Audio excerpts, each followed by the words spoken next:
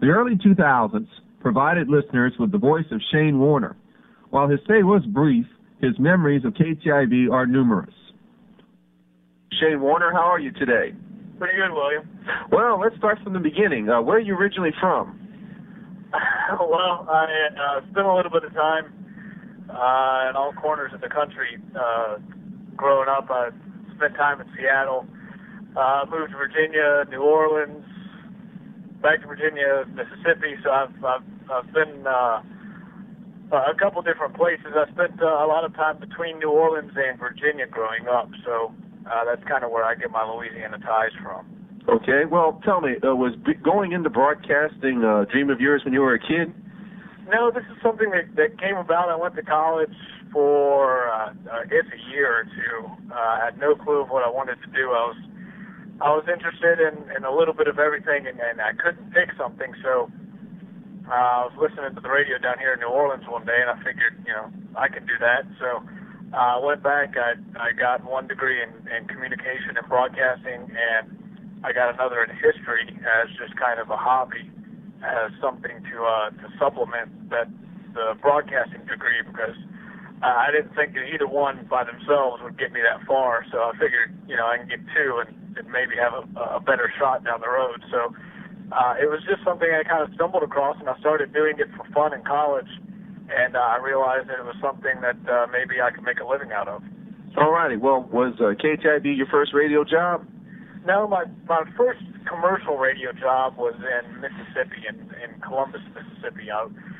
Believe it or not, I started off working for a country radio station, and I knew going in that I wasn't a big fan of country music the way that it's been done the last 20 or 30 years, and I proved myself right taking that job at a country station.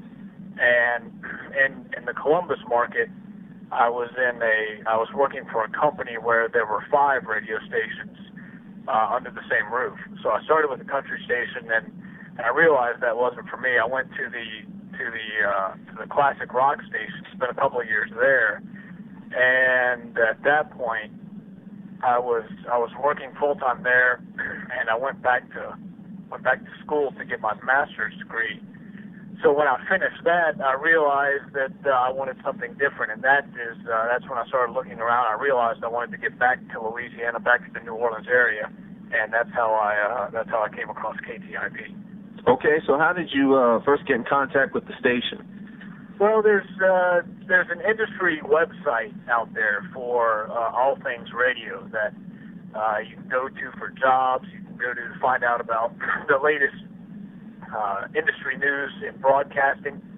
So I was doing that one day. I realized I was going to be done with grad school in about a month or two, so I probably should start looking for something different than what I was doing. And I ended up running across a posting for mornings at KTIB. I contacted Mr. Starr at the time and set up a meeting with him, and he offered me the job. So I came down to Thibodaux in, I guess May of 2002, I guess it was. Okay. And you stayed with us for what, just about a year? Just about a year. I think it was 11 months. I started, I guess, in May, or I started in June of 2002, and I left in May of 2003. Mm-hmm. Of course, we got to know each other the night of Hurricane Lily. That's right. So that was a whole lot of fun there. Well, let's talk about, though, like I said, your tenure wasn't terribly long here, about some of the people you worked with. Tell us about our current GM, Linda Bellinger. Well, Linda was when I started with KTIB, I realized that Linda was really the driving force behind what was going on there. So I quickly realized that Linda was not only a good person to know, but a good person to get you introduced to the community, both in the Houma and Thibodaux areas. And along with Linda and Gene Richard and Johnny Perkle, 3 pretty good people to know in that area. And I tell you what, it was very easy for me to get acclimated to the Houma Thibodaux area because of those people that were there at KTIB. And like I said, I spent a lot of time growing up in New Orleans. I've got family here in New Orleans where I'm at now. Mm-hmm. But being in the Thibodaux area was something was a great experience. It was something that I'm glad I got the opportunity to do. and to get to know a lot of the people down there. After a while, did you get tired of Gene Richard telling you to go get a haircut? No, that, and you'd be amazed how many people I would see out there. That was one of Gene's first little ways of getting at me on the morning show during dialogue and I go to council meetings, and I go to parish council meetings as well. And I can't tell you how many people came up to me once they realized either they recognized my voice or they recognized my name, and so they asked me, "Well, I see you finally got a haircut." And for people who had never seen me working in radio, this is one of the benefits, I guess, is that you don't have to really deal with the public a whole lot in a face-to-face setting. They really thought that I had this long hair, like Gene would say. So you'd be amazed at how many people actually bought into that Gene prompted me to get a haircut. A couple other people will mention that you worked with that were on-air personalities, of course, in sports at the time, Brendan Mathern. Mm-hmm. Yeah, and Brendan was there when I started, and Brendan left, I guess, a couple of months before I did, and he was doing the afternoon sports show. So I had a number of months to work with Brendan over there as well, and between the two of us, we kind of split the morning and afternoon shifts there at KTIB.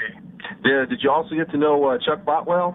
Yeah, Chuck was one of those guys who he was always there on the weekends, and you'd go in Monday morning, and it was always a surprise to see what Chuck had in store for you over the weekend. But Chuck was a good guy to work with, and he was also one of those guys who you could probably expect to see at pretty much any council meeting or any parish meeting or anything that was going on in the community with his other ties to some of the newspapers there in the area. He was always a person you'd expect to see out and about. Well, you mentioned, of course, your love for Louisiana and getting back to New Orleans area, and if my understanding is correct, it was going back to the New Orleans area at a New Orleans radio station is why you left us, correct? Yeah, I got when I left undergraduate school, I guess it was a few years ago now.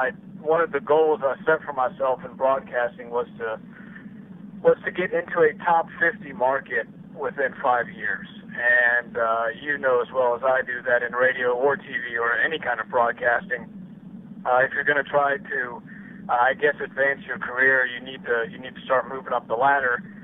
You either need to get into bigger markets or you need to get jobs like I had as morning show host and program director in smaller markets. So that's one thing that KTIB did allow me to do, is to take that step into a larger market, and that market ended up being in New Orleans, and that was my ultimate goal is to eventually get back to New Orleans, because it's kind of where I always wanted to be, and it's something it's a goal that I set for myself a few years ago. So KTIB really gave me the opportunity to make that dream come true, and it's something that I've actually, like I said, I'm here in the New Orleans market now. So it was a good thing for my career.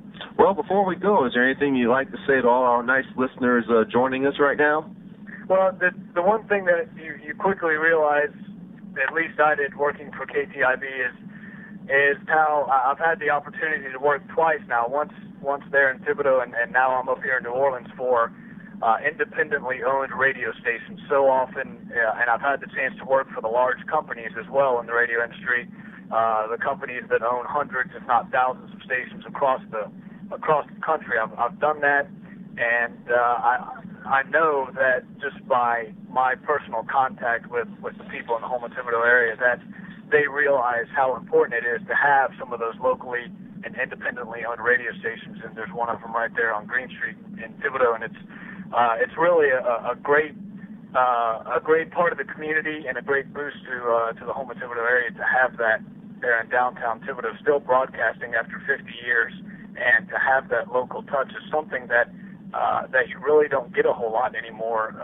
in a lot of markets across the country.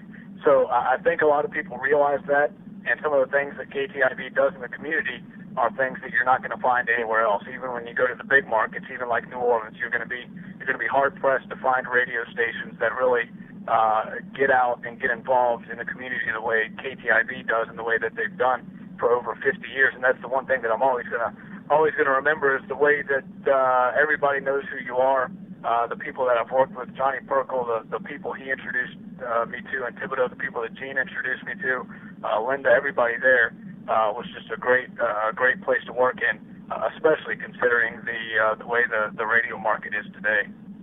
Well, as always, Shane, we thank you very much, and it's good to know that everything's doing well for you in the Crescent City.